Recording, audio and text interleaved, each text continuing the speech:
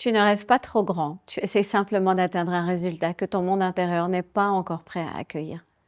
Tu veux attirer plus d'argent, faire passer ton business à un autre niveau ou enfin vivre une relation amoureuse plus saine et sereine. Alors tu visualises, tu affirmes, tu travailles en énergétique, tu vois recevoir. Tu fais tout ce que on t'a appris et pourtant dans la matière, rien ne bouge. Pourquoi? Parce que tu travailles uniquement dans le subtil. Mais ton corps physique bloque les vannes.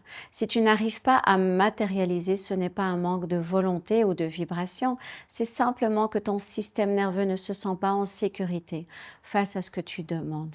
Et je vois ça tous les jours dans mes accompagnements. Pour ton cerveau, la priorité absolue n'est pas ton bonheur, c'est ta survie. Et aujourd'hui, ton système nerveux associe inconsciemment ton expansion à un danger. Il ne veut pas sortir de sa zone de confort. Et aujourd'hui, regarde où se cachent les vrais freins. Le rejet d'abord de ton énergie féminine. Tu es peut-être en hyperaction, dans le contrôle, le faire permanent.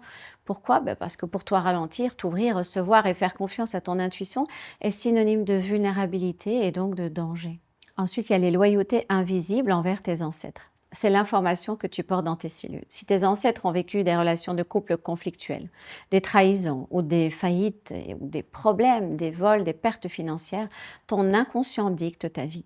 Tu vas saboter ton harmonie amoureuse ou ton plafond financier parce que faire mieux qu'eux, ce serait symboliquement les trahir. Et ne plus faire partie du clan, inconsciemment pour ton cerveau reptilien, eh bien c'est la mort. Ensuite, il y a l'enfant intérieur qui est rejeté, blessé. Cette partie de toi qui est associée à la visibilité ou l'argent au rejet, à la jalousie ou à la critique. Elle préfère te maintenir petite et invisible, mais en sécurité, plutôt que grande, riche et potentiellement rejetée.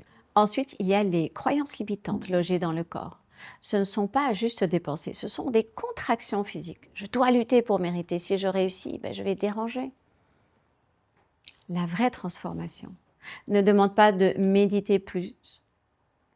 Elle demande de reprogrammer ton identité et d'apporter de la sécurité là où il y a la peur.